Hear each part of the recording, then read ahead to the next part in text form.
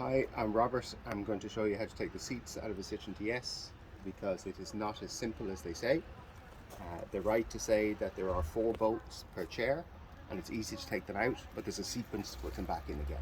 So I'm going to show you how to do that quickly so you don't make maybe the same mistakes as I did. Okay, first thing to do is remove the seat, but don't remove the seat and frame together. So to remove the seat, there are 4 screws. One at the bottom here, another one, and 2 at the front at each corner. Now just unloosen the front ones but remove the back ones fully. Then you can slide the seat forward and take it out easily. Now the reason you don't remove the front ones fully is that the front ones are guide screws. They'll slot back into the frame when you're putting the seat back, and it'll help position the screw holes at the back. Other thing to note is 2 screws, or bolts should I say. The longer one is the one, of course, to hold the seat belt holder. Now once you've done that, remove these 4 bolts and the frame will be removed, and that's simple. Do the passenger seat first because then it gives you access to the driver's seat. To remove the driver's seat you do the same thing, 4 bolts, 2 at the back, 2 at the front. Leave the front ones on, lift the chair and take it out. Then undo these 2 bolts here and remove them. And on the other side by the door, undo the 2 screws. Those screws are there to support the tilt mechanism. Note that those screws aren't really tight. Don't re-tighten them when you're putting it back in. So remove the chair, then remove this frame, which is the adjustment frame. And you do that, as I said, by removing the 4 bolts and then pulling the bars to release the pin on both sides, and that frame will be removed. And you'll be left with these 2 angles sitting on the floor. And again, just remove the 2 bolts holding the 2 angles. So that's simple. That's to remove them. Now let me explain putting them back in. Now to put the seats and frames back into the car, first of all, do the driver's seat first. First thing you do is you attach the L plates back onto the frame of the car. Now make sure these frames are far enough out to allow the tilt mechanism of the seat to fit in with enough space. It's about 60 centimeters from the inside here to the inside of the other one. If you go in on the hole, there's 4 holes in the bottom of these plates. If you go in the hole that is too close, this frame will be pinched as it goes down.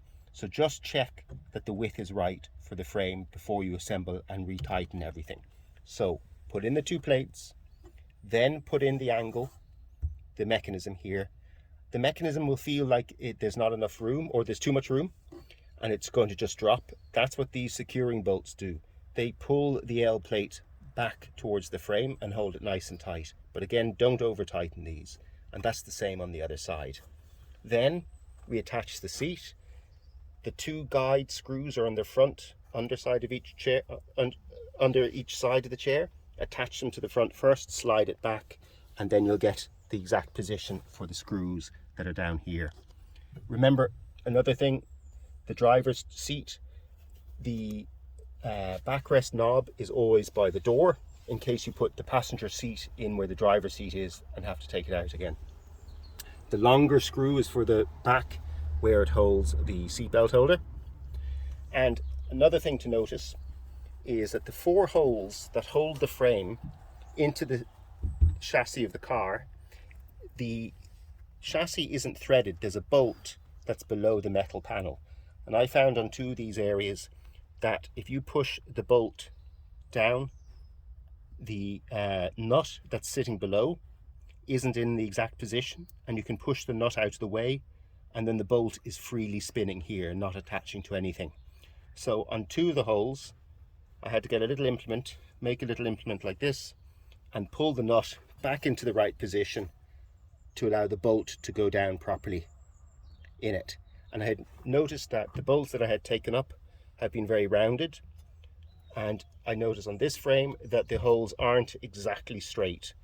So I would recommend that you get new M7 bolts to put in, as the previous ones may not be good enough to actually fit or get a grip in the nut when you do it. So Be careful putting the bolts in, make sure the nut underneath is totally aligned. Then once that's nicely secured, you've got your driver's seat done.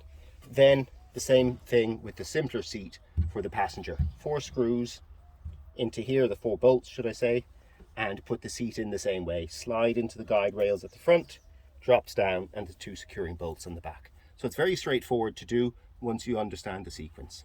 So I hope that helps.